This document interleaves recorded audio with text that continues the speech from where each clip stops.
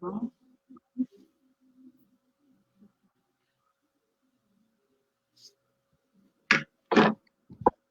Je vais vérifier. Normalement, c'est bon.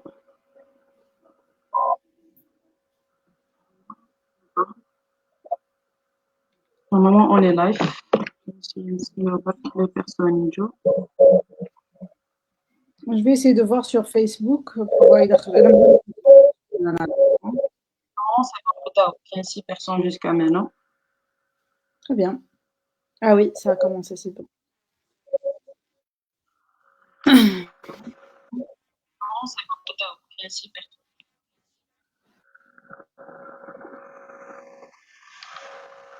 Attends, je suis là. Donc, c'est bon, on commence. Donc, bonsoir tout le monde.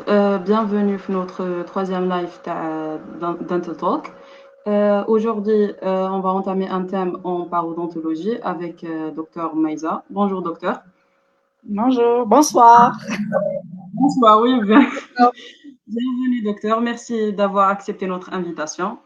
Avec grand plaisir. Donc, le thème qu'on va aborder aujourd'hui est les récessions gingivales, traitement et diagnostic. Donc, on va commencer. N'hésitez pas de partager le lien de live et poser vos questions en commentaire, bien sûr. On répondra aux questions au fur et à mesure. Je ne veux pas qu'on attende à la fin. Peut-être qu'il y en a qui ont les questions, nous les slides. Donc, dès que vous avez une question, vous, je sais pas, trop du commentaire et vous me dites et on répond, on discute, il n'y a pas de problème. D'accord. Merci, docteur. Donc, on commence. Très bien. Donc là, ce soir, est-ce que vous voyez l'écran bien? Oui.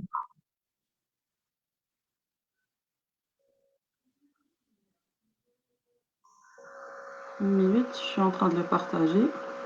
Ok. Vous me dites dès que c'est fait, comme ça je... C'est bon. Très bien. Donc ce soir, on va parler... Est-ce que vous voyez? Moi, je le vois, hein, je suis en train de voir sur Facebook. En tout cas, c'est sorti.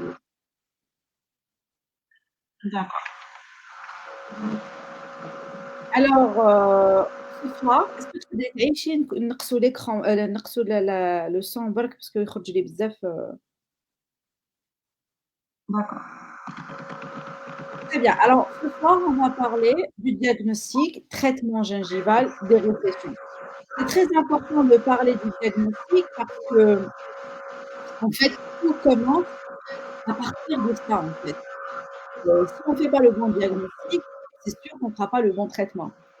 Si on ne fait pas la différence quand c'est une vraie récession et quand c'est une fausse récession, ce qu'on appelle pseudo-récession, c'est sûr qu'on va rater. Parce que je leur dis toujours, tout est une question de diagnostic. Vous savez, ensuite, la greffe, la technique en soi, c'est technique. C'est un peu, c'est comme apprendre une recette de cuisine. On saura comment faire le geste chirurgical. Petit à petit, on s'habitue à le faire.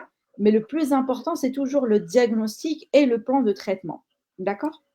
Oui. Alors, je commence d'abord par parler un petit peu de là où je travaille. Donc là, moi, c'est Dr Lina Maïza. Pour ceux qui ne me connaissent pas, je suis parodontologiste de formation. Et aujourd'hui, donc, je travaille dans un cabinet de groupe qui est le mien avec ma sœur, qui est au milieu, et une équipe d'assistants. Là, on fait ce qu'on appelle We play the magic avec les patients. On a à faire des chirurgies. Et we own Clarisse Dental Clinic, récemment ouverte depuis même pas un an. Alors, quand on va dire soft tissue management, c'est-à-dire aménagement tissulaire, quand on parle d'aménagement tissulaire, le traitement des récessions gingivales est un aménagement tissulaire. Mais bien sûr, ce terme-là est assez vaste. En fait, quand on va dire aménagement tissulaire, ça va englober toute opération chirurgicale ou modification que nous allons apporter au tissu mou à visée, ça peut être fonctionnel, à visée esthétique, etc. C'est-à-dire qu'il va y avoir une modification. On peut donner une définition. C'est quoi exactement? C'est une modification de ces tissus mous, soit dans un but esthétique, exemple, on va faire une greffe de gencive, pour masquer l'aspect grisâtre de l'implant. Ça, c'est esthétique. On va faire au contraire une gingivectomie. Nous allons réduire la gencive dans un but esthétique. On peut rajouter de l'épaisseur gingivale dans un but fonctionnel qui est de protéger, par exemple, l'implant ou protéger la dent contre une récession future, par exemple. Donc là, c'est très important de comprendre déjà c'est quoi l'aménagement tissulaire. Pourquoi c'est important? Parce qu'en fait, on a dit c'était une question de diagnostic dès le départ. Comprendre pourquoi nous faisons chaque chose et ça consiste en quoi? Comme je disais, ça consiste en beaucoup de chirurgie. Il y a énormément de techniques chirurgicales qui donnent ce qu'on appelle l'aménagement tissulaire. Et moi, j'ai besoin d'apprendre la réflexion, faire un bon diagnostic, réfléchir pour ensuite choisir quelle technique utiliser. Parce qu'on a dit que c'est une multitude de recettes de cuisine et il fallait apprendre à choisir laquelle pour chacun. Alors, c'est quoi une récession? Ça, c'est très important. Il faut faire attention par rapport à cette définition. Alors, la récession, vous l'avez certainement rencontrée dans un des cours de paro, c'est le déplacement apical de la gencive marginale, d'accord, mais avec exposition de la surface radiculaire et de la jonction émail-sémin. Pourquoi on insiste dessus? Parce que on peut avoir une pseudo-récession, c'est-à-dire que le déplacement de la gencive marginale, il se fait en direction apicale, mais ici, on n'a pas d'exposition de la jonction émail-sémin. On n'a pas d'exposition radiculaire. Et là, on ne peut pas parler de récession. Pourquoi? Parce que la récession nécessite une exposition radiculaire. Dans ce genre de cas, pourquoi j'insiste dessus aussi? Parce que, en fait, je reçois énormément de cas orientés, surtout les enfants, d'accord? Les omnipraticiens, les orthodontistes surtout, dès qu'ils voient une asymétrie au niveau des collets, notamment au niveau des incisives du bas, on voit un petit déplacement apical de la gencive marginale, ils l'envoient orientation, voilà, avis, greffe de gencive pour traitement des récessions. Or que ici, il n'y a pas d'exposition radiculaire, on ne peut pas parler de récession. Donc, dans ce genre de cas, observation, c'est tout à fait naturel, surtout chez les enfants. On n'a pas besoin de greffer quand la racine n'est pas exposée. Donc là, on commence avec le diagnostic. Je dois savoir c'est quoi une récession, je dois savoir quand est-ce qu'on parle de récession. Donc, récession, c'est quand j'ai, c'est vrai, un déplacement de la gencive marginale en direction apicale, mais c'est conditionné par exposition de la jonction émail-sémin ou une surface radiculaire. Sinon, on parlera de pseudo-récession, qui est un état à observer uniquement.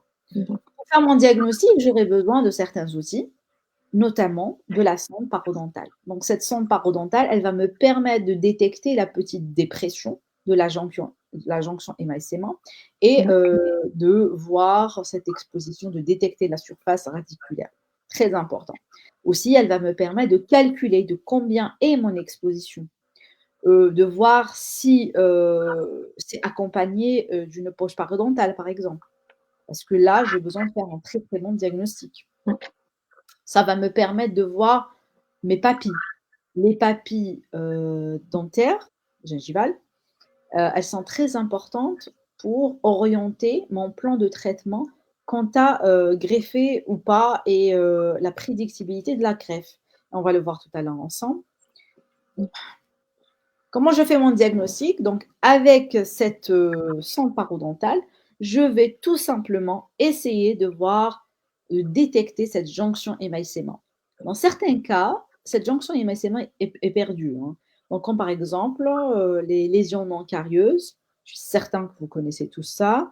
Les lésions non carieuses, surtout, ça se passe quand c'est lié à un brossage horizontal. Le fait de faire ces mouvements de va-et-vient horizontaux, elle va faire que ça va un petit peu grignoter de la gencive et ça va un petit peu grignoter de l'émail. On va se retrouver avec des dépressions au niveau cervical des dents, mais aussi une récession qui accompagne ça. Dans ce genre de cas, nous avons perdu la jonction émail-sémin. Mais c'est accompagné d'une exposition radiculaire. Qu'est-ce qu'on fait dans ce genre de cas? Premièrement, on aura besoin de restaurer la jonction émail-sémin. Ensuite, procéder au traitement avec greffe de gencive, de la récession elle-même. Donc toujours, on a besoin d'avoir comme repère la jonction émail-sémin. On parle maintenant de classification. Vous vous rappelez certainement, je pense qu'on avait fait ça en 3e année ou 4e année, Oui. en parodontologie, les classifications parodontales. Et on trouvait ça hyper barbant, n'est-ce pas? Même si c'est barbant, mais c'est hyper important parce que ça nous permet d'orienter notre plan de traitement et d'avoir ce qu'on appelle un pronostic. Est-ce que dans mon cas, parce qu'en fait, vous allez voir que les techniques sont orientées par rapport à ce genre de classification. On a principalement celle de base pour la récession, parce qu'il y en a beaucoup, hein, mais la référence aujourd'hui reste la classification de Miller que vous avez vue en cours et classification de Cairo de 2000. Si on voit la classification de Miller, eh bien, nous avons 4 classes. La classe 1, c'est quand on a une récession. Et ce déplacement apical de la jonction de la gencive marginale n'a pas encore atteint la jonction émail-sémin. Et bien sûr, c'est conditionné par la présence de papilles, c'est-à-dire que les tissus proximaux sont intacts. Dans ce cas, c'est extrêmement prédictible. C'est prédictible. La classe 2, c'est quand on a cette récession-là, et dans ce genre de cas, elle a atteint ou dépassé la jonction émail-sémin. Mais les tissus proximaux demeurent intacts.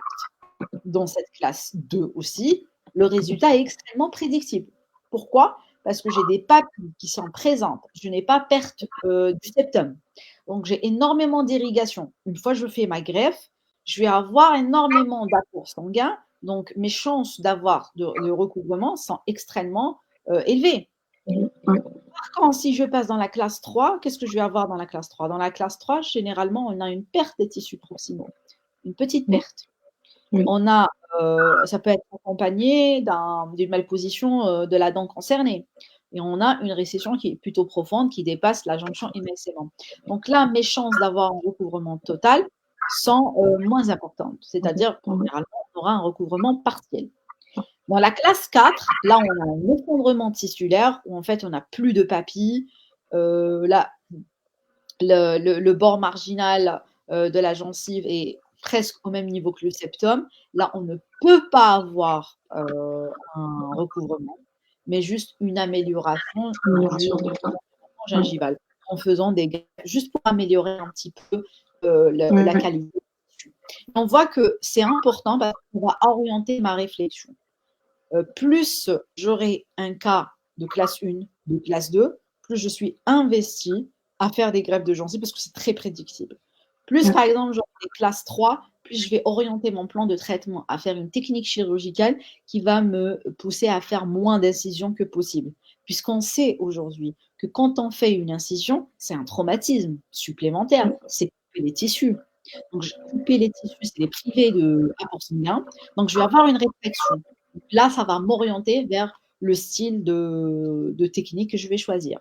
Et dans la classe 3, je sais à coup sûr que je ne vais pas avoir de recouvrement, donc j'éviterai de faire des techniques style lombotracté coronairement avec tissu conjonctif, mais plutôt de faire des greffes libres juste pour améliorer la qualité de la gencive. Vous voyez comment cette classification elle est plutôt importante. Hein.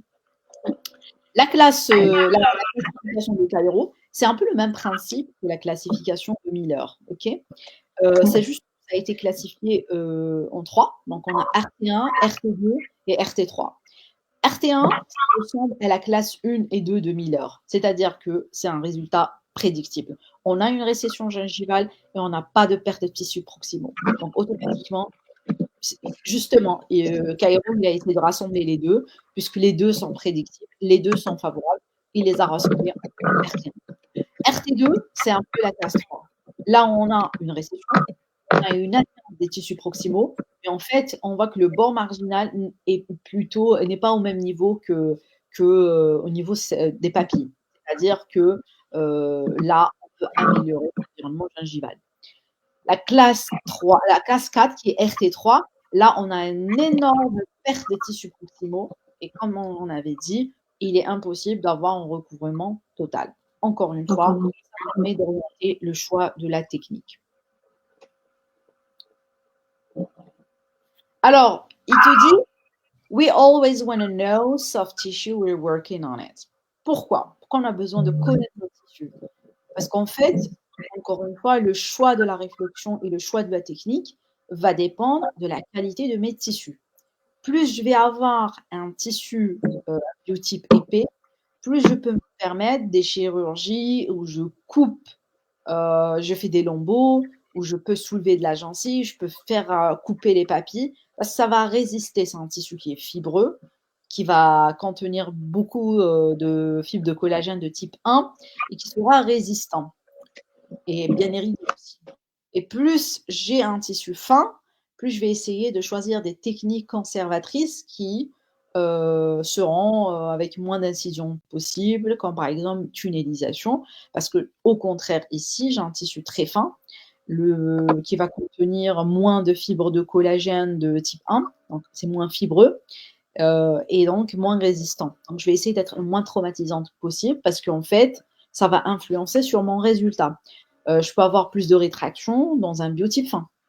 Je peux avoir des récidives dans un biotype fin. Donc, j'ai besoin de réfléchir aussi type tissulaire. Regardez, par exemple, là, on a un tissu qui est extrêmement fin. Les racines se voient par transparence. On n'a presque pas de tissu kératinisé. Et on sait très bien que le tissu kératinisé est extrêmement important dans le choix de ma technique. Et justement, il en parlait dans cet article-là.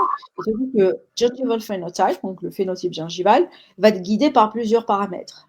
On va le guider par le largeur et hauteur du tissu kératinisé, cette bande de gencive attachée, l'épaisseur, donc l'épaisseur gingivale que je peux diagnostiquer avec la sonde parodontale. Quand je fais pénétrer la sonde, si je la vois vraiment par transparence, là je suis sur un tissu fin. Et Oui. type, c'est la forme de l'os et en fait la morphologie osseuse, quand on est sur un tissu fin, bah, elle va être aussi très très fine, ce qu'on appelle scalloped, very tiny. Et dans ce genre de cas aussi, la résorption peut être rapide. Donc, je vais éviter par exemple de décoller des lambeaux de façon agressive. Je vais essayer de choisir des techniques les plus soft possibles pour éviter les risques de la chirurgie. On va comprendre maintenant l'étiologie. Pourquoi j'ai des récessions? C'est très important. Parce que déjà, en connaissant l'étiologie, je peux rentrer dans la prévention. On peut conseiller nos patients. On peut, dès le début des premières récessions, corriger leur comportement pour que ça ne s'aggrave pas. D'accord? Oui. Alors, pour l'étiologie, on a principalement deux familles. On a étiologie mécanique et étiologie chimique. Mécanique, comme son nom l'indique, c'est-à-dire qu'il y a une action mécanique qui se fait, qui traumatise la gencive, la réaction de la gencive se fait, elle se rétracte. Chimique, c'est-à-dire qu'il y a une réaction chimique telle que peut-être des proliférations bactériennes, du tartre, de la plaque, qui fait que ça agresse la gencive. Par exemple, je suis sur un biotype fin, automatiquement, j'ai une rétraction. On voit ça ensemble. Alors, le premier facteur, c'est aggressive brushing. Donc, une technique de brossage agressive, surtout horizontale ou bien verticale. Comme on avait dit, le fait de faire ces mouvements de va-et-vient avec une brosse à dents, par exemple, dure, une mauvaise technique, ça fait que ça grignote la gencive et ça grignote de l'émail. Et on se retrouve avec des récessions, même si on a un biotype épais, souvent on finit avec des récessions et des érosions. Donc là, dans ce genre de cas, il faut impérativement détecter la cause pour corriger ça, parce qu'en fait, on a beau détecter ça, bah, si le patient ne corrige pas son comportement, il va avoir une récidive et va avoir des récessions quelques temps après. Hein. Donc c'est très important de faire le diagnostic et de connaître et corriger la technique de brossage, par exemple, dans ce genre de cas. Et vous pouvez voir que là, par exemple, ça, c'est des récessions. Et souvent, quand c'est lié au brossage, on retrouve des récessions multiples. Parce que, justement, c'est sous mouvement de va-et-vient qui va atteindre plusieurs dents. Donc là, ça va nous guider un petit peu par rapport au diagnostic. Ensuite,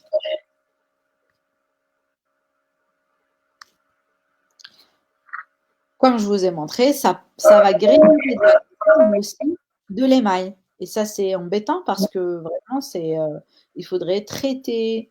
C'est des lésions non carieuses qui peuvent redevenir carieuses, surtout si le patient n'en prend pas conscience.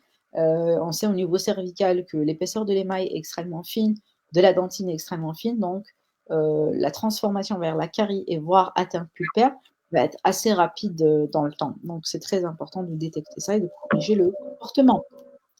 On a aussi comme etiology factors tooth position. Donc, la position dentaire est très importante parce que quand on a une dent vestibulée, c'est une dent qui sort du couloir prothétique, justement, et elle sort du couloir osseux. Donc, automatiquement, en sortant, la racine n'est plus dans le couloir osseux. Qu'est-ce qu'on va avoir? On va avoir une récession. Mais cette récession-là, on ne va pas la traiter avec une greffe uniquement, mais on a besoin de remettre la place dans le couloir osseux. Sinon, en fait, dans ce genre de cas, moi, je dirais, ça ne sert absolument à rien de greffer, en fait. Oui. On parle de l'orthodontie ici, parce que vous pouvez voir que des fois, surtout quand ils ont des classes 3, et les orthodontistes essayent de compenser, de faire un effet de compensation, ils se retrouvent avec les dents en dehors de l'os. Donc, des dents qui sortent complètement du couloir osseux. Et les racines commencent à avoir des déhiscences, on commence à avoir des récessions. Là, en fait, comme cette racine-là, vous pouvez voir sur le colline, regardez, la racine est complètement sortante. Donc là, ne greffe pas directement, mais on a besoin de remettre la dent orthodontiquement en place. Ensuite, la greffe de gencive. Les classes 3. Donc, c'est très fréquent au niveau des classes 3 parce que vraiment, ils cherchent à faire ce mouvement de compensation. Et en fait, ils font que les racines d'en bas, au niveau inférieur, se retrouvent complètement projetées en dehors du couloir osseux. Moi, je leur dis tout le temps, il faut savoir que la gencive ne sait pas faire de démarrage en côte. Donc là, lui donner une pente comme celle-là, il est impossible d'avoir un recouvrement total. Surtout que dans ce cas-là, par exemple, nous avons une classe 3. Là, on voit très bien qu'on a perdu des tissus, les papilles, on a des trous noirs, les papilles ont été réduites. Donc là, le recouvrement total ne va pas être espéré, mais plutôt le recouvrement partiel. On cherche juste une amélioration. On a le free non-cure, quand on a une récession, mais qui est assurée ou bien qui est entretenue ou déclenchée par un frein. Dans ce genre de cas, comme on avait dit, on a besoin de corriger l'étiologie. On va choisir une technique qui va nous permettre de faire la section du frein et de faire la greffe de gencive en même temps. Mais c'est très, très important de maîtriser et d'enlever. Il y a quelqu'un qui nous dit « le son n'est pas net ». Il y a un écho de fond. Est-ce que là, vous m'entendez mieux? Bon, vous nous dites si c'est mieux. Hein. Je vais essayer d'élever la voix un peu plus. Donc là, il faut corriger le frein, très important, et recouvrir la récession par la même occasion. Et on a aussi, quand on a un tissu très soft, donc tissu très soft, vous allez voir que dès la première apposition de plaques bactériennes, en fait, le tissu n'est pas assez épais pour se défendre automatiquement. Et en fait, les patients, ils ont ce réflexe-là bidon, excusez-moi pour le terme, mais dès qu'ils ont cette inflammation, je ne sais pas, vous avez certainement rencontré ça, ils arrêtent de se brosser. Ils se disent, mais en fait, parce que ça me fait mal. Oui, mais plus vous allez laisser de la plaque, ça va s'accumuler, ça va donner un cercle vicieux, la récession va augmenter, et en fait, vous compliquez votre cas. Donc là, dans ce genre de cas, très important de corriger d'abord la méthode de brossage et motivation à l'hygiène. Ensuite, faire des détartrages pour rendre la gencive saine. Ensuite, faire la greffe. Mais greffer un tissu complètement enflammé, ça ne marche pas. Hein. C'est pas bon, il y a beaucoup d'échecs. Et bien sûr, c'est les cas de parodontite quand ils ont une très mauvaise hygiène. Donc là, quand on arrive au parodontite, à coup sûr, on a des récessions, on a une perte d'attache, on a des peaux. Là, on parlera même pas de traiter les récessions. On va déjà faire un diagnostic, traitement de la parodontite, et ensuite décider si ces dents-là sont à conserver ou pas et Oui. réfléchir par la suite. Hein. On a aussi donc étiologie mécanique, c'est ce qu'on appelle les facteurs iatrogènes. Donc par exemple, Oui. comme les crochets. Donc là, les crochets, ça blesse la gencive. Les prothèses partielles, le fait de mettre et de remettre, ça va un petit peu blesser la gencive. Et par la suite, ça donne des récessions, des fissures de Stillman. Et ça, c'est encore une fois corriger le type de prothèse, détecter le défaut, peut-être remplacer les dents absentes par des implants et traiter également les récessions. Mais ça ne sert à rien de faire des greffes et de remettre ce genre de prothèse. D'accord. Cavities, c'est le caries cervical. Bon, quand on dit caries cervical, c'est-à-dire qu'on sait qu'il y a eu perte d'émail, il y a eu un petit grignotage au niveau de la région cervicale. Et souvent, on sait très bien qu'au niveau des caries, il va y avoir apposition de plaques. Donc là, comme j'ai une petite crevasse au niveau cervical, cette apposition de plaques, cette fermentation bactérienne va faire que ça va agresser la gencive. Donc, il y aura un début de récession qui va augmenter petit à petit. Très, très important de traiter ces caries dès leur première apparition pour ne pas compliquer le cas. Et traumatic flossing, très important, parce que souvent, il y a des patients, ils veulent bien faire, moi j'en ai eu quelques-uns, ils veulent bien faire, ils sont obsédés par l'hygiène, et quand ils font pénétrer le fil dentaire, en fait, ils le poussent tellement que ça va vers la face vestibulaire.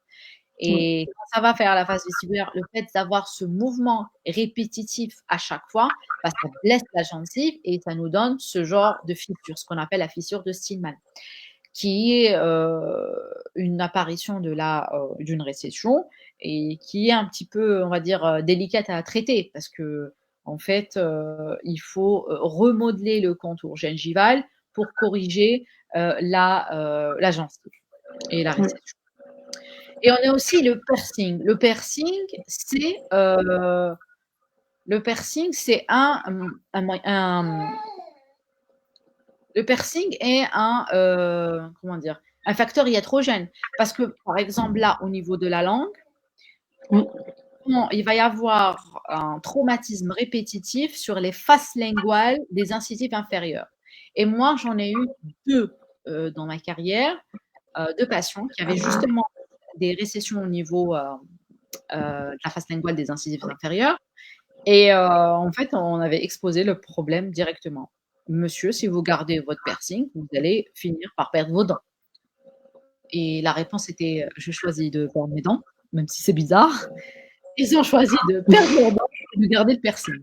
Mais bon, tout ça pour dire que ça ne sert absolument à rien de faire une greffe, même si ça réussit, et de garder le facteur étiologique qui est le piercing. Ça ne sert à rien parce que de quelques mois, vous allez avoir des récessions qui vont réapparaître. On cherche toujours à traiter l'étiologie. Et là aussi, bien sûr, les chirurgies, les extractions agressives. Par exemple, quand on fait des chirurgies, si on ne sait pas faire de lambeaux ou bien on ne respecte pas la règle des tiers lors des incisions de décharge, on va nous-mêmes créer chirurgicalement des récessions qui sont encore une fois difficiles à traiter. C'est très difficile de corriger ce genre de choses parce qu'on va avoir un tissu cicatriciel et on va en avoir une forme de V qui est un peu difficile à maîtriser. Et bien sûr, on a certaines maladies, comme par exemple les maladies auto-immunes, surtout en fait, il y a une dégénérescence au niveau des gencives et il y a une desquamation. Et là, souvent, on finit par avoir des récessions. On a aussi le smoking. Ça ne provoque pas directement la récession, mais ça constitue comme un facteur aggravant. Imaginez une personne qui a une gencive fine, donc un biotype fin, et en plus de ça, elle est en train de fumer, avec l'hygiène, donc c'est un facteur aggravant qui aggrave l'apparition de récession et accélère ce processus. On a aussi l'occlusion, parce qu'on sait très bien aujourd'hui, surtout sur un biotype fin, Trauma occlusal. d'avoir cette surcharge de trauma occlusal favorise l'apparition de récession. Oui. Là, on peut voir, c'est un cas de parodontite qui a été aggravé par le facteur qui est occlusion. Et on va trouver que ça a accéléré le processus et on a justement apparition de pertattage, de récession importante, la classe. Et on a une classe 3, classe 4, où justement le recouvrement n'est pas du tout espéré. Là, c'est un patient qui finit avec des mobilités. Dans le diagnostic, après diagnostic, le plan de traitement était d'extraire et de poser des implants sur toute l'arcade. Pour vous dire. Alors, la question justement que je disais tout à l'heure, c'est do we graft all the sessions? Donc, est-ce qu'on a besoin de greffer toutes les sessions? Et la question est non. En fait, nous avons besoin de réflexion. Ils te disent qu'il y a des paramètres à prendre en considération. Déjà, ma récession, c'est dimension. Si elle est de 1 à 2 mm de récession, généralement, elle est stable. Donc, moi, j'ai besoin d'avoir le facteur évolution en tête. J'ai besoin de connaître est-ce que c'est associé à un facteur qui aggrave la situation. Par exemple, j'ai un biotype fin et j'ai un frein qui est en train de tirer sur ma gencive. Est-ce que mon facteur étiologique est contrôlable ou pas? Je vous ai donné l'exemple du piercing. Moi, j'ai par exemple une classe 2 de Miller. Je peux très bien greffer, récupérer la gencive, j'aurai un recouvrement total, mais en contrepartie, la patiente a un piercing au niveau de la lèvre. Bah, le fait de ne pas contrôler le facteur étiologique va faire qu'il y aura une récidive. Donc là, je dois d'abord contrôler l'étiologie, sinon ça ne sert à rien de greffer. Je dois me poser la question sur est-ce qu'il y a des symptômes, par exemple sensibilité. Si une sensibilité est associée, là, même si la récession est stable, même si elle est de 1 mm, même si elle est de demi-millimètre, l'indication de faire la greffe est posée. Parce qu'en fait, il s'agit justement de traiter la symptomatologie, le besoin du patient. D'accord? Et on a aussi besoin de voir par rapport à l'évolution. Donc, si on a une récession de 1 mm et qu'on surveille le patient, il a une bonne hygiène, on a corrigé l'étiologie, on surveille, c'est stable, on peut très bien retarder la greffe. Elle n'est pas obligatoire à 100%.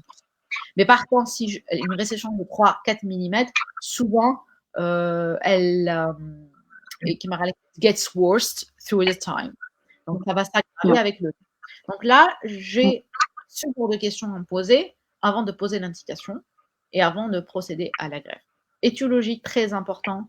Est-ce que c'est associé à un frein? Est-ce que c'est associé à une mauvaise hygiène? Est-ce que ça évolue dans le temps? Et est-ce que ça donne des sensibilités? Est-ce qu'il y a des questions? Là, j'ai l'impression qu'il y a des questions. Oui, il y en a des questions. Bonsoir docteur. Est-ce que la récession d'origine non inflammatoire est nécessairement liée à une lyse osseuse? Pas forcément. Donc, par exemple, la récession d'origine non inflammatoire, ça peut être par exemple lié à une agression mécanique, par exemple le brossage horizontal. Donc là, je peux très bien avoir, comme je vous ai montré tout à l'heure la photo, des récessions de classe 2, classe 1, mais je n'ai pas de perte osseuse. Et là, au contraire, le fait de ne pas avoir de lyse osseuse, je peux très bien récupérer la gencive à 100%. Et au contraire, là, je vais insister parce que j'ai insisté par rapport à pour donner cette présentation, parce qu'en fait, l'idée, c'est de s'axer sur la prévention et sur le diagnostic. Ça va me permettre de voir quand je reçois un patient, même si vous êtes omnipraticien et vous ne faites pas ça, vous saurez quand est-ce qu'il faut greffer ou pas, vous saurez diagnostiquer, vous saurez faire de la prévention. Vous allez peut-être voir un patient qui va venir chez vous, qui a 1 mm de récession. Vous allez détecter, est-ce que c'est une mauvaise technique de brossage? Est-ce qu'il a un piercing? Donc là, vous pouvez déjà préparer le terrain. S'il aura besoin de greffe, vous ne le faites pas, vous pouvez orienter pour ça. Mais déjà, vous rentrez dans la prévention et le diagnostic, votre rôle est extrêmement important. Donc, Donc, on voilà. a une autre question. Oui. Pour un patient qui porte l'ODF, est-ce que le traitement doit être fait après le retrait de l'ODF ou même pendant le traitement ortho? Alors, très bonne question. Là, ce qu'il faut savoir, c'est que cela dépend de la position de la dent. C'est-à-dire, est-ce que ma racine, elle est intérieure de l'os ou la racine, elle est à l'extérieur de l'os? Première, ça c'est important. La deuxième question à se poser, c'est est-ce que mon biotype il est fin ou c'est un biotype épais? Alors, plus j'ai ma dent en dehors de l'os, plus non. Il faut que l'ortho me remet la dent dans le couloir osseux, puis je greffe. Il faut savoir qu'on peut greffer avant l'ortho, pendant ortho, après ortho. Mais ça va dépendre du cas clinique. C'est-à-dire, est-ce que ma position de la dent, elle est intérieure de l'os? Très important. Si la racine est en dehors de l'os, ne greffez pas. Faites rentrer la dent. Ensuite, vous greffez. Si par contre, elle est dans l'os et mon biotype fin, on fait une petite pause ortho, on greffe, stabilité pendant 2 mois. Ensuite, on continue ortho, par exemple. Il y a une autre question. Quelles sont les étiologies de la récession en dehors de la maladie parodontale? Exemple, un traitement ODF sur un parodonte fin. Oui, justement, comme on en a parlé tout à l'heure, les étiologies de la récession en dehors de la maladie parodontale. Donc, on avait dit tout ce qui est iatrogène, donc tout ce qui est, là, je vais revoir vite fait, puis je noierai le corps. Donc là, ça, c'est pas maladie parodontale. Là, on est dans l'action mécanique, c'est traumatogène parce que c'est un mouvement de va-et-vient qui grignote la gencive. Ça donne ce genre de récession. Là, on a, attendez. Là, on a mauvaise position de la dent. Donc là, il faut de l'ortho. C'est pas inflammatoire, c'est pas la parodontite. Il faut remettre la dent en place. Ensuite, vous greffez. Sinon, en fait, tout simplement, ça ne donne pas.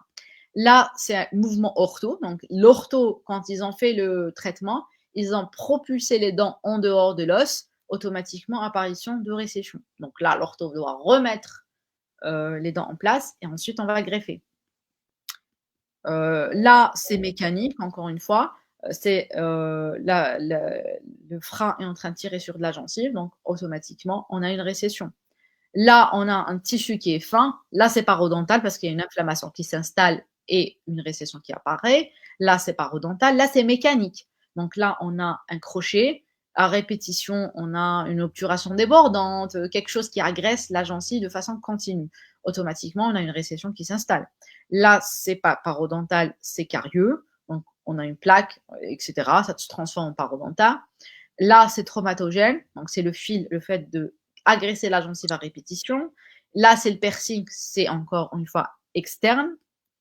Et là, c'est externe, chirurgical, de façon agressive, on traumatise.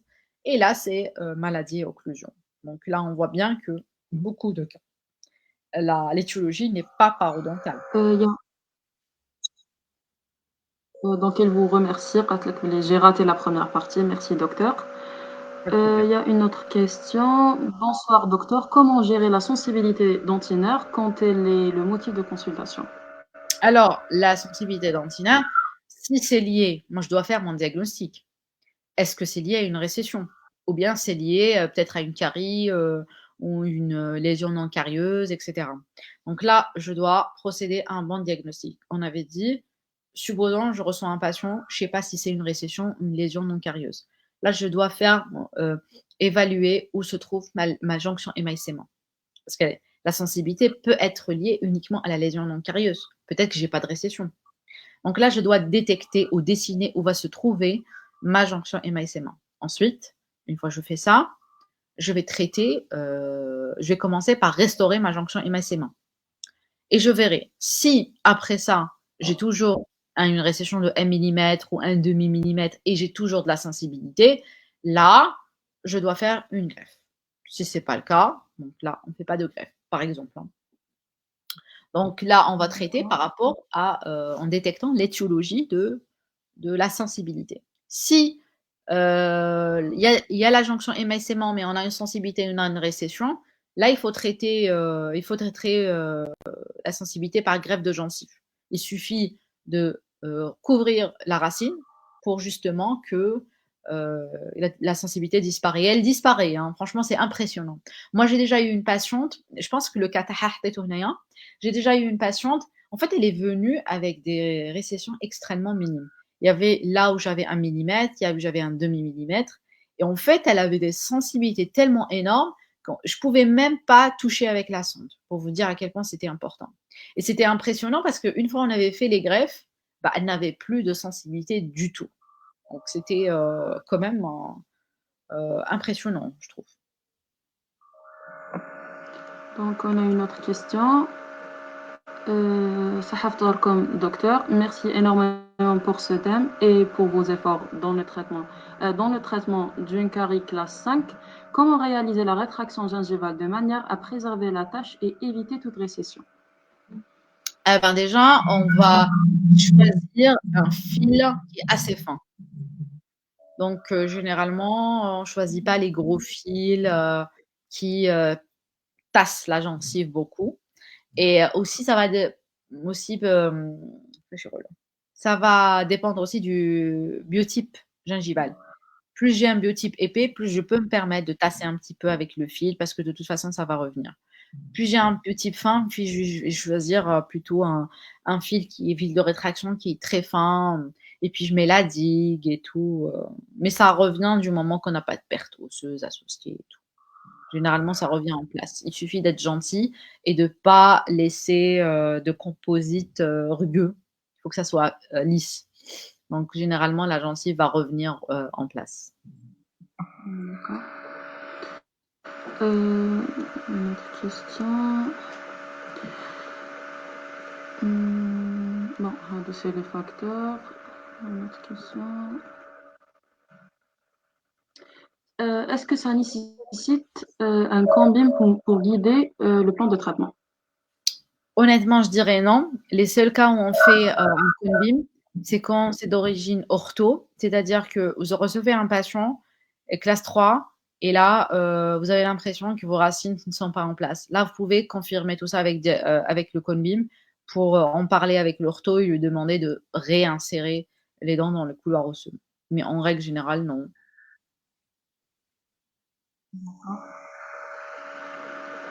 Est-ce que la contention est toujours d'actualité pour des dents très mobiles? Ça dépend du degré de mobilité. Si c'est très mobile au point qui m'a, par exemple, je sais pas moi, je dirais classe 3, classe 4 de Mühlmann, bah, je dirais non parce que là, ça sert à rien de retenir une dent qui est extrêmement mobile. Au contraire, c'est un foyer infectieux. Ça va favoriser, le la la colonisation bactérienne, la plaque et détruire l'os, résiduel. Donc, là, on fait, de la contention quand on a une mobilité qui est inférieure à 1 millimètre. Sinon et bien sûr, la contention doit être, de sorte à ne pas favoriser l'accumulation de plaques et de sorte qu'il y ait un suivi derrière. On ne fait pas de contention parce que moi, je reçois énormément de patients qui ont déjà fait une contention et libérés dans la nature. Non, une contention nécessite un contrôle tous les 6 mois pour évaluer le parodonte, pour évaluer l'évolution. Parce qu'une fois, sachez une chose, une fois la parodontite elle est installée, c'est qu'un peu comme le diabète, hein, c'est comme une maladie chronique, ça revient. Donc le parodontologiste doit suivre le patient à vie, hein. Et donc parmi ça, la contention, elle est évaluée et réévaluée tous les 6 mois. Donc, docteur qui connaît la dent extrêmement mobile, classe 4, on l'extrait et on la remplace par un implant Ah là, on fait osseux. un cone-beam. On fait un cone-beam, on évalue. Et ça va dépendre aussi des symptomatologies. Est-ce que, je sais pas, c'est purulent? Est-ce que, en fait, bah, j'extrais et je pose un implant, par exemple, le jour même, ce qui est toujours favorable parce que ça nous permet de conserver un petit peu l'environnement osseux et gingival. J'ai besoin que ça soit plutôt, asymptomatique. Donc là, dans le cas où c'est symptomatique, il faut faire, hein, tout ce qui est détartrage, nettoyage, extraire la dent et attendre. Si c'est au contraire, c'est pas symptomatique, je fais un petit détartrage pour améliorer le contour gingival et plutôt l'inflammation gingivale. Ensuite, oui, je peux poser un implant. Merci, docteur. Une autre question. Est-ce que c'est vrai qu'on peut avoir une réattache sur une couronne zircone? Oui, on peut avoir une réattache sur une couronne zircone. Celle-ci zircone poly-miroir, c'est-à-dire très, très, très, très, très, très poli, lisse, non retouché et pas de glaze. Le glaze empêche la colonisation des cellules gingivales sur la zircone.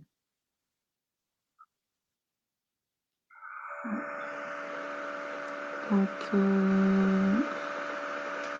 est-ce que c'est tout? Possession, posée. Une autre question.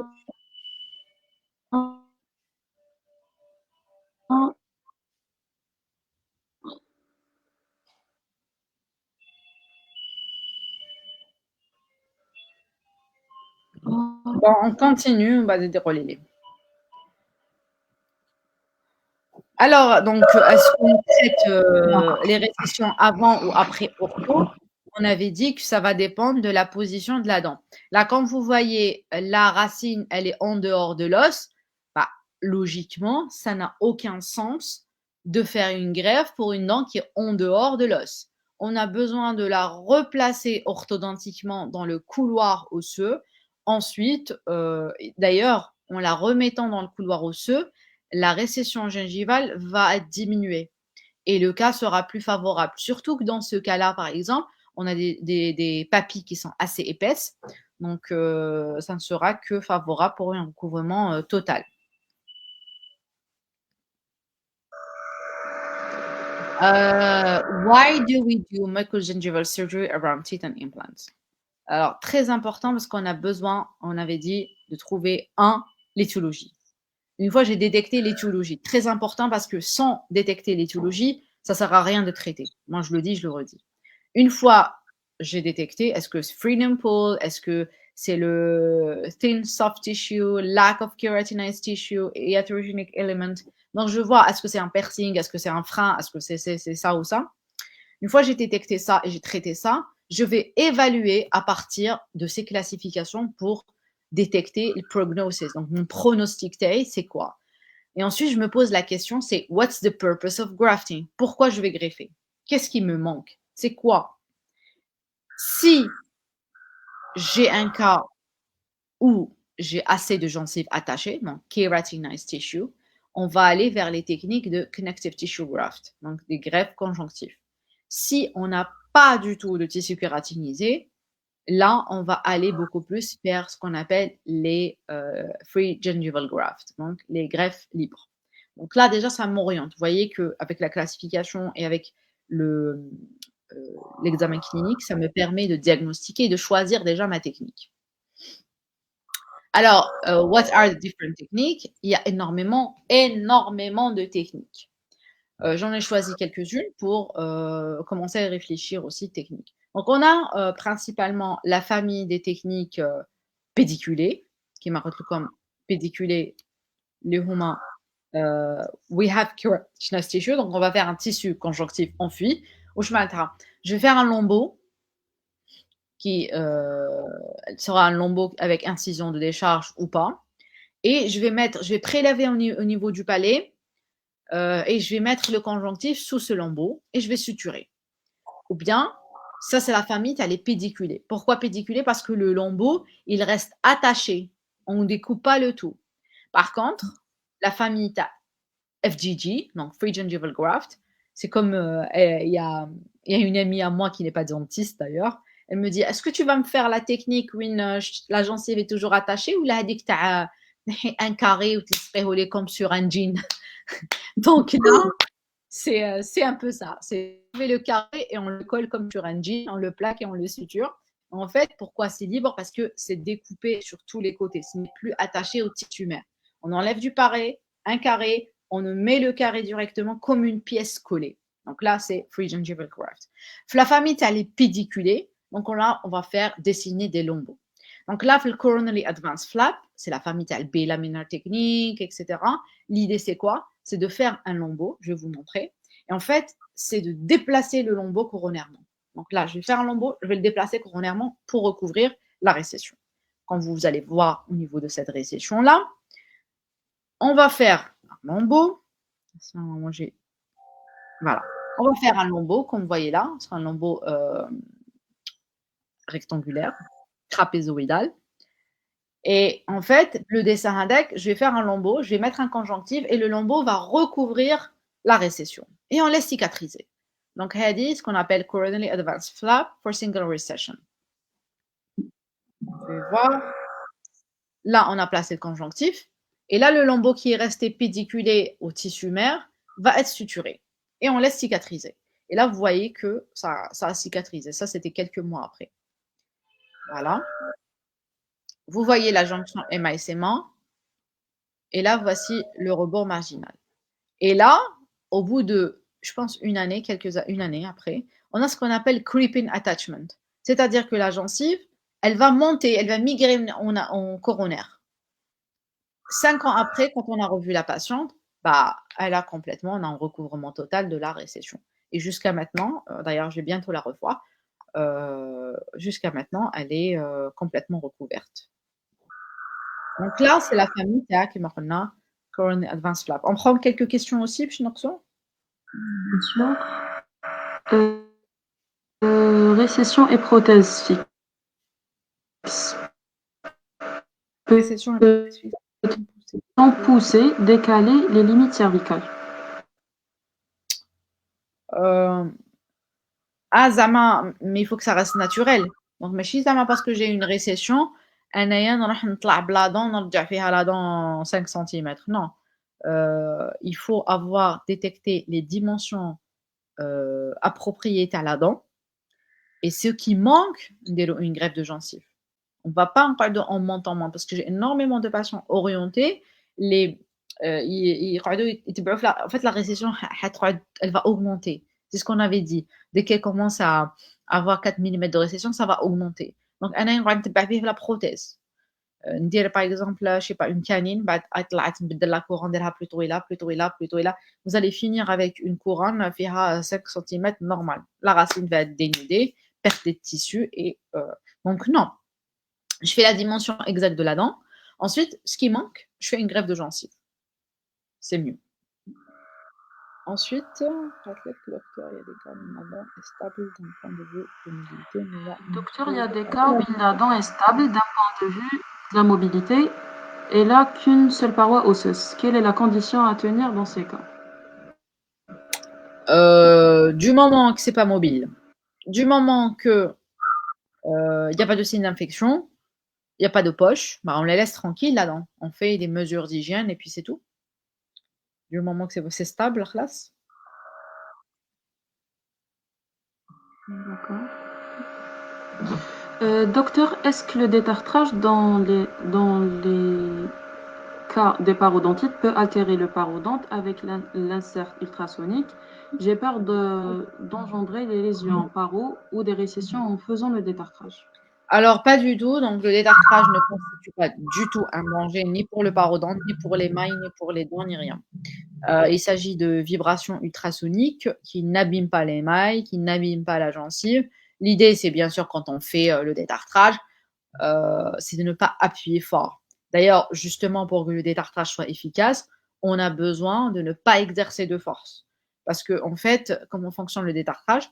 On a l'insert qui fait des mouvements de vibration. Automatiquement, logiquement, dès que j'appuie, je vais empêcher ces vibrations. Non seulement je vais abîmer l'insert, mais je vais avoir un détartrage moins efficace. Donc l'idée, c'est, en fait, on reste en contact de la dent et on laisse vibrer l'insert. Ça va être gentil avec la gencive et ça va éliminer le tartre assez rapidement. Et généralement, ça ne provoque pas de problème. D'accord. Est-ce qu'on peut avoir une réattache après le retrait d'un fil de rétraction épais dans le cas d'un biotype fin? Alors, ce qu'il faut savoir quand on fait les fils de rétraction, l'idée, c'est de rétracter le sulcus. Mais sinon, j'enfonce le fil de rétraction et je détruis le système d'attache. Nous ne sommes pas censés faire ça. C'est pour ça qu'on avait dit le choix du fil va dépendre du parodonte et de la profondeur du sulcus. Plus j'ai quelque chose de fin, plus je vais choisir un fil très fin. Plus j'ai un parodonte épais, sulcus épais, plus je vais choisir quelque chose de plus épais. Mais généralement, une fois on blesse le système, on déchire le système d'attache, on n'a pas une réattache, mais on a ce qu'on appelle un long épithélium de jonction. Donc, il est plus fragile, on va dire ça comme ça. Donc, la dernière question. Est-ce qu'on peut faire un bridge avec les dents en mobilité degré 2? On le considère comme une contention, surtout si on zircone plus léger que le CCM. Oui, en fait, le bridge est considéré comme un système de contention. Effectivement, du moment que la mobilité n'est pas très importante. Donc, moi, je suis d'accord. Et au contraire, moi, je dis aux patients, du moment que le parodonte est stable, il n'y a pas de signe d'infection, il n'y a pas de poche, je préfère faire ça et de retarder la pose d'implant. Parce qu'on sait très bien que rien ne va remplacer nos dents. Vaut mieux garder ses dents un peu plus longtemps. Si un jour ça va switcher vers des implants, au moins vous aurez gardé ça pour, je sais pas moi, 5, 6 ans, 10 ans. Donc oui, c'est un moyen de contention. Bon, on continue. Alors, where do we get the grafts? Donc, d'où est-ce qu'on va greffer? Bien sûr, on a la hibarek, un palais qui contient énormément de gencives dont on n'a pas grandement besoin. Donc, on peut prélever au niveau du palais, au niveau de la tuberosité. Au niveau du palais, au niveau antérieur, généralement, on évite de le faire parce qu'en fait, on a des invaginations épithéliales. En fait, quand vous voyez les dépressions, c'est de l'épithélium qui rentre beaucoup dans le conjonctif. Et moi, quand je veux faire un prélèvement, je vais des conjonctifs. Or que si je prélève dans cette zone-là, je vais l'épithélium, je vais une grosse couche. Donc en réalité, je vais finir avec une petite couche de conjonctif. En plus, ce qu'il faut savoir, c'est que cette partie-là, elle contient énormément de fat tissue, donc du tissu graisseux. Le tissu graisseux n'est pas favorable parce qu'en fait, il va se résorber avec le temps. Donc en fait, c'est pas une région très riche en tissu conjonctif. Au niveau postérieur, j'ai plus de tissu conjonctif, il y a moins d'invagination épithéliale, mais on peut rencontrer des vaisseaux sanguins qui ont l'artère palatine, la grande artère palatine, qui peut provoquer des hémorragies. Et zama, notre petite artère, elle peut provoquer des hémorragies assez importantes. Hein. Moi, c'est-à-dire depuis que j'ai commencé à être paro, moi, je me rappelle quand j'étais résidente, il y avait des fois, je me rappelle d'un cas à une collègue, où l'hémorragie était vraiment importante. Hein. La patiente avait passé la nuit aux urgences, où il y a eu la vitamine K et tout. C'était assez impressionnant. Le sang, moi, perso, une fois c'est passé avec une patiente, j'en parle assez souvent. Oui, surtout les enfants. Hein. Donc, elle avait 13 ans, 15 ans, je ne me rappelle plus. Oui, en fait, on avait une stabilité dans le caillot sanguin. Une semaine après, vous voyez qu'il fait en fait quand ça cicatrise par seconde intention, formation de tissu de granulation, c'est moche, c'est jaunâtre, etc. Elle pensait que c'était de la saleté et s'est mise à gratter au niveau du palais. Et ça a complètement provoqué une hémorragie importante. Elle a quitté le lendemain. J'étais impressionnée parce que j'étais avec une serviette à la douche trempée de sang. Donc, c'est une artère qui peut vraiment provoquer un saignement important. Et on a aussi la tuberosité. Donc, la tuberosité est un endroit assez riche pour prélèvement. Donc là, on peut voir qu'on a une couche épithéliale et puis on a ce qu'on appelle la lamina propria. La lamina propria, qui est tissu conjonctif, elle est plus fibreuse au niveau de la tuberosité. Donc, on dit qu'au niveau de la tuberosité, le tissu conjonctif ici, il a cette capacité de se multiplier et devenir plus épais. What are the harvesting techniques? Il y a énormément de techniques, encore une fois. La plus importante va être, enfin, il y en a beaucoup, hein, on va parler que de 3 principalement. On a le single incision, c'est-à-dire qu'à travers une seule incision, nous allons enlever tout le conjonctif. On a le desepithelize FTG, c'est-à-dire que d'accord. Mais en fait, ici, une fois qu'on a le carré de gencive au niveau du palais, on va éliminer l'épithélium. Et on a d'autres techniques, comme trapdoor, L-technique, etc. Mais en fait, حكايتها كامل conjonctif, peu importe la technique. Là, vous voyez, on a trapdoor, je vois à droite, on a single incision. Single incision, à travers cette incision, ils vont enlever le conjonctif. Deuxième, donc là, ils vont faire comme trapdoor, donc ils vont faire 2 incisions de décharge, une incision horizontale, et puis le conjonctif. Là, vous voyez avec, dans cette cas clinique, on a single incision. Single incision, à travers cette incision, je vais enlever le cœur qui est le conjonctif et je resuture le tout.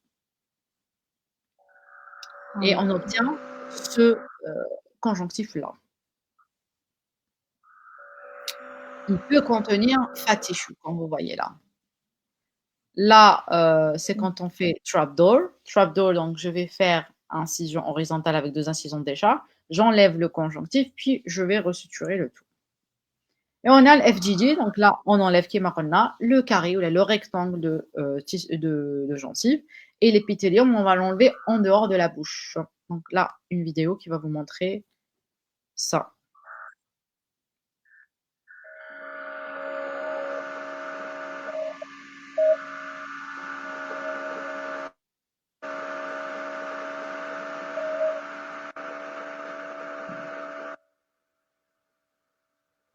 Voilà. Et la technique, celle-là, donc elle marche avec, ça fonctionne avec unitaire ou bien multiple. Hein. Donc, par exemple, là, on a fait pour une traitement de 2 racines exposées, même technique, donc trapezoidal, et on a fait split, full split. Donc, ensuite, la même méthode, on a recouvert, mis un conjonctif, on a recouvert avec le lambeau, suture, stabilisé, on laisse cicatriser. Au bout de 15 jours, on voit qu'on a un recouvrement total, puis on attend cicatrisation et on a un recouvrement total. C'est comme si que la gencive n'a jamais été touchée. Et ça, c'est plutôt, je dirais, sympa comme résultat. Mais bien sûr, il faut se garder en tête root preparation. Root preparation, c'est-à-dire qu'on aura besoin de préparer les racines avant de greffer. Pourquoi? Parce qu'on a besoin de désinfecter. Donc là, on peut voir, on a l'action mécanique. L'action mécanique va se faire à l'aide d'une curette parodontale pour éliminer bien les résidus de plaques sur les racines.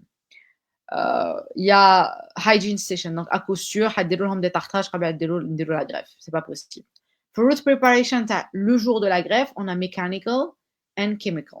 Pour le mechanical, كما قلنا, curette, on va éliminer tous les résidus de plaques sur la racine. Très très important, parce que ces résidus de plaques vont favoriser, vont empêcher en fait l'adhérence de la gencive تهرب من la plaque. Donc elle va favoriser l'adhésion de la gencive. Et on a le chemical. Pour le chemical, l'idée c'est de mettre des antibiotiques, comme par exemple la tétracycline, de mettre le DTA qui va en fait favoriser un petit peu, éliminer la smear layer sur la racine, et ça va un petit peu favoriser l'ancrage des fibres de la gencive sur les racines.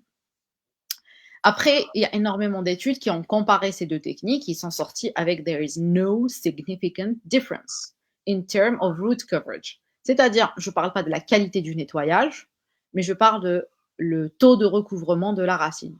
Le recouvrement est identique, que ce soit on fait avec mécanique ou bien on fait avec chimique. Ça, c'est ce que rapportent les études. Sur le plan nettoyage, c'est-à-dire association des deux, me permet d'avoir une surface beaucoup plus clean. Dans l'évolution des techniques de greffe, en fait, ce qu'il faut savoir, c'est que ça a toujours été une réflexion de préservation de la vascularisation. C'est-à-dire que, par exemple, dans la technique bilamina qu'on venait de voir, où ils font le lambeau, incision décharge, il faut savoir que là, je suis dans une technique où je vais, d'une part, découper les papilles, d'autre part, faire des incisions de décharge, c'est-à-dire priver la gencive de vascularisation. Si c'est pas bien fait, et on peut finir avec des récessions, une cicatrice, brise cicatricielle.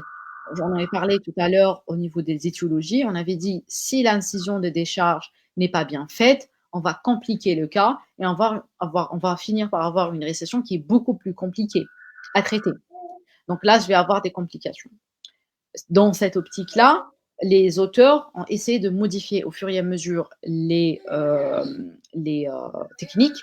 Et là, ils ont inventé ce qu'on appelle enveloppe technique, où ils vont prendre un lambeau plus large et ne pas faire d'incision de décharge et tracter la gencive vers le bas.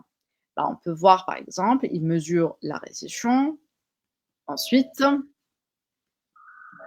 ils découpent la gencive en orientant vers la canine, comme vous voyez là, et on élimine, on fait full split full. C'est-à-dire quoi? Je décolle en épaisseur totale, épaisseur partielle, et je tracte le tout en direction coronaire.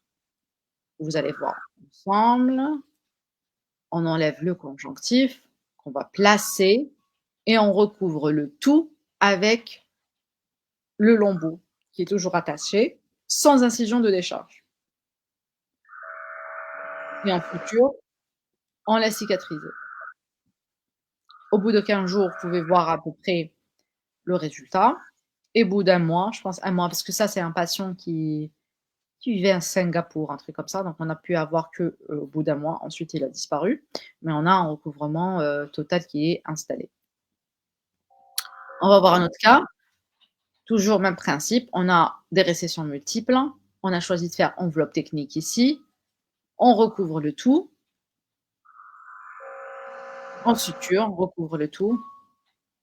Regardez, au bout de 15 jours, c'est assez stable. On voit qu'on a obtenu le recouvrement total. Au bout de 6 mois, regardez, c'est comme si on n'avait jamais eu de récession ici. Et ça, c'est plutôt sympa comme résultat. Alors, normalement, il y a d'autres questions. On répond à 3 autres et je continue.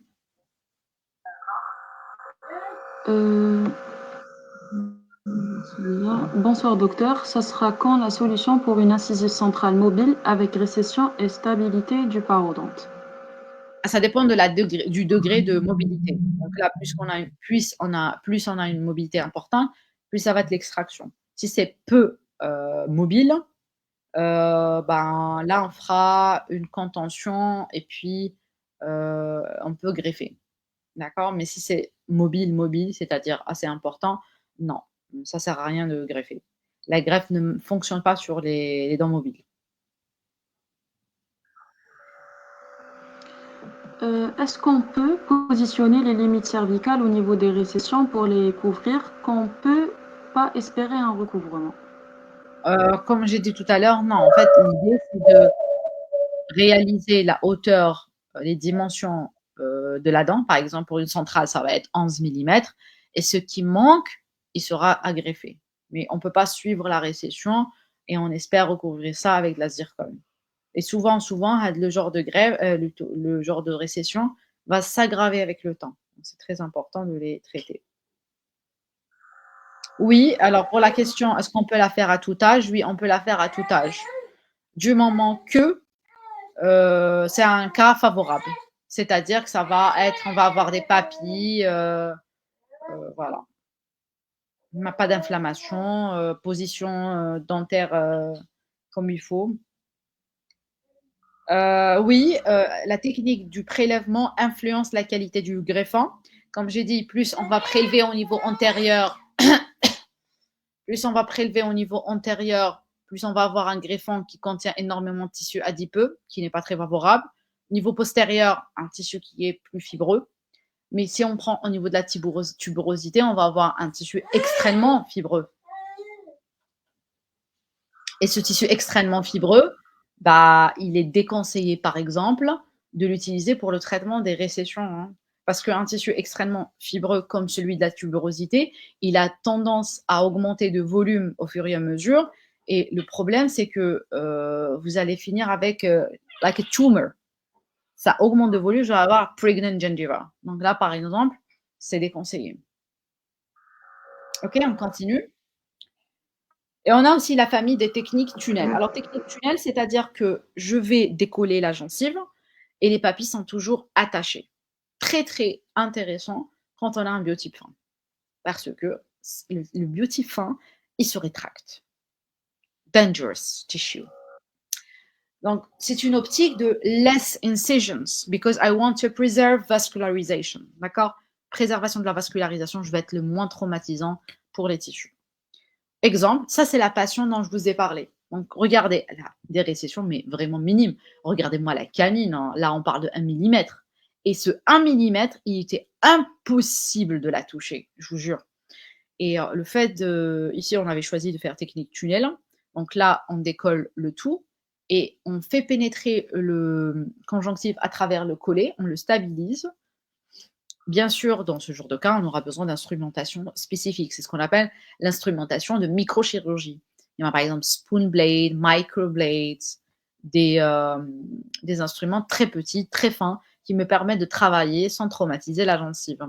Là, vous pouvez voir, exemple, là on est en train de faire de la tunnelisation, c'est-à-dire qu'on décolle la gencive tout en laissant les papilles en place. Je peux mobiliser la gencive en direction coronaire, sans être trop traumatisant. Et là, la cicatrisation elle est plus rapide et généralement, j'ai pas de cicatrice. Après, bien sûr, l'inconvénient, c'est que c'est plus difficile puisqu'on voit pas ce qu'on fait et c'est plus délicat, il faut faire vraiment attention. Mais voilà, ça reste très, très intéressant dans certains cas. Donc là, vous voyez que je peux déplacer la gencive. Je peux déplacer et la gencive est toujours collée au niveau des papilles. Je fais pénétrer le conjonctif et je suture le tout. On attend cicatrisation et ensuite, vous voyez qu'on a traité complètement la récession. Et ces douleurs ont complètement disparu. Et c'est resté stable. Ça, c'est une photo, je dirais, 6 mois après. C'est assez stable et la symptomatologie a disparu. Avec plaisir, hein, pour ceux qui sont en train de dire merci, avec plaisir. N'hésitez pas. Est-ce que la technique... Ah, on a répondu. Et après, enfin, on a ce qu'on appelle FGG. Donc, le FGG, où je a Free Gingival Graft. Je monte la pièce. Il faut comprendre un petit peu le FGG, comment ça fonctionne, puisque là, je n'ai pas beaucoup d'apport sanguin. Mon seul apport sanguin, c'est au niveau du lit vasculaire. Parce que là, un morceau de gencive au niveau du palais, je vais l'emboîter comme une pièce. Donc, en fait, comme il est libre dans tous les côtés, il n'y a pas d'apport vasculaire. Mais ce qui est mal pédiculé. Comme il n'y a pas d'apport vasculaire, qu'est-ce qui va se passer? Le seul apport vasculaire, c'est le lit vasculaire, la pièce. Donc, comment ça va cicatriser? Au départ, on a plasmatic circulation, c'est-à-dire que le plasma, tu as le bleeding bed, pendant 24 heures, de 0 à 24 heures, c'est lui qui assure le nourishing bed, le greffon. Voilà, oui, il me donne la portion. Ensuite, la vascularisation va commencer au bout de 48 heures. Donc, ça en a une néovascularisation. On a des petits vaisseaux, ils se trouve la gencive pour donner cet apport sanguin. Ensuite, on a ce qu'on appelle organic union. Généralement, 10 jours, 48 heures, 10 jours, il est en train de s'établir. Et là, on a, c'est-à-dire les premiers vaisseaux qui deviennent vraiment fonctionnels. Et le tissu commence à être vivant. Et généralement, au bout de 15 jours, je les fils. Et vous voyez, puisque là, on parle de liaison vasculaire, elle est tellement fragile, c'est pour ça que, par exemple, quand on fait une greffe libre, très, très, très important que tout soit immobile. Si j'ai une petite mobilité, échec. Vous voyez ce qui assure? C'est le plasma qui est en train d'assurer la vascularisation. Donc, c'est extrêmement faible comme liaison. Vous voyez. Et ensuite, on a maturation, donc la maturation. Elle se fait entre 3 à 6 mois. Bien sûr, ça va être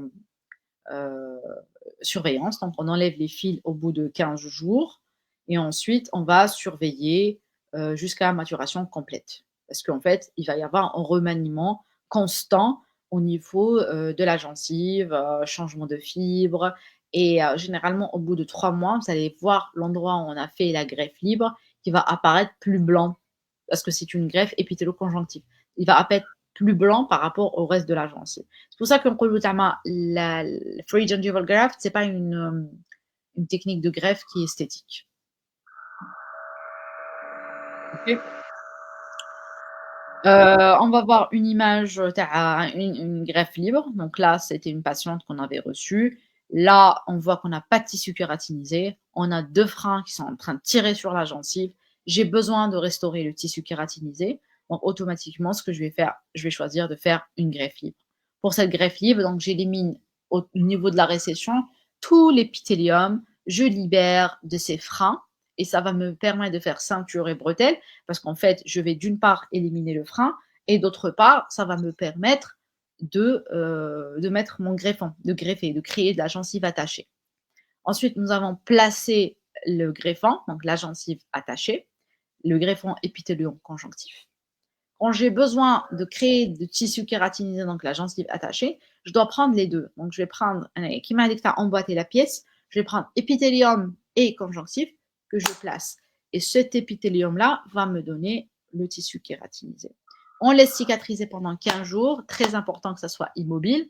Au bout de 15 jours, on enlève les fils.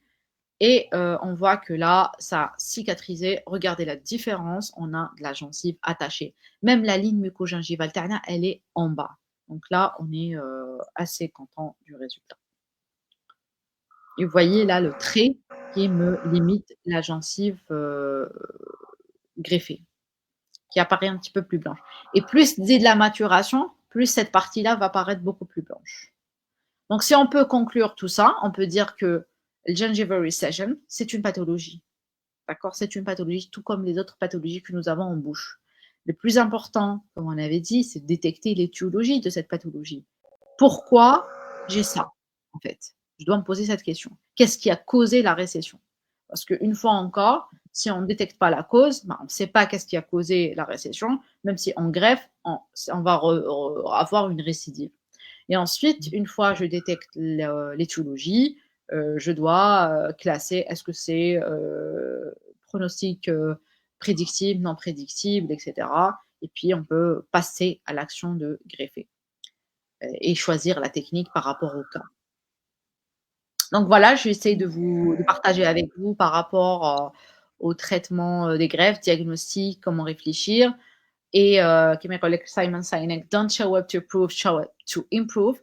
J'espère que j'ai pu répondre à certaines questions. J'espère avoir éclairci certaines ambiguïtés.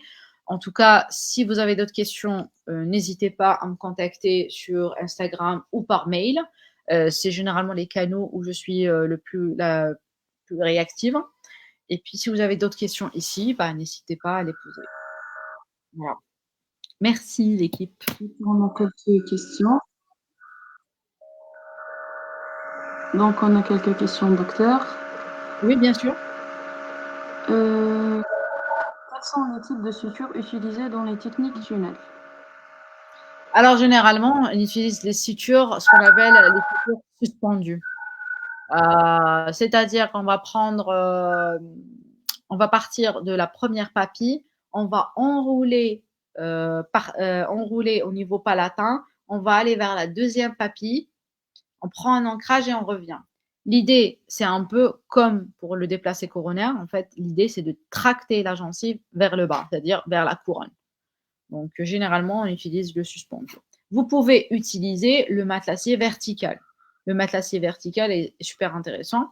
Et là, on peut le faire soit on fait un matelassier en prenant ancrage sur papille palatine, ou bien on le fait un matelassier qui est suspendu aussi. C'est-à-dire, je fais mon matelassier au niveau de la première papille, mais je ne prends pas comme ancrage au niveau palatin, mais plutôt je vais aller vers la papille de l'autre côté et je reviens, je suture. Je sais pas si j'ai bien schématisé ça avec mes paroles, mais c'est un peu ça. On a deux autres questions. Vous êtes pro-suture ou stent type, elemental, périoplaste pour le site d'honneur? نقدر نديرو périoplaste pour le site tenant, il n'y a pas de problème. Généralement, كاين aussi un produit assez intéressant, c'est Pericryl. On l'a pas ici en Algérie, mais c'est comme une espèce de gel qui est placé au niveau du palais et au contact de l'eau, ça devient je dirais, un film qui va protéger le palais. Très, très intéressant. Je sais pas, on l'a pas ici en Algérie. Moi, j'en ramenais avant des États-Unis pour de quoi tenir un an. Mais franchement, moi, je fais ça quand je l'ai. Sinon, c'est éponge de collagène. Vous pouvez soit mettre une gouttière, soit mettre un pansement composite, ça dépend. C'est très patient dépendant aussi. Hein.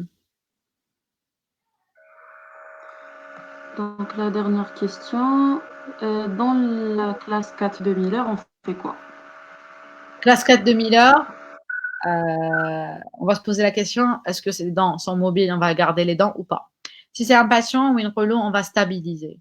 Là, si je suis dans la stabilisation, je vais faire une greffe libre parce que là, je n'ai pas. Exemple, j'ai comme le patient, la mobilité, madame, elle est vraiment importante.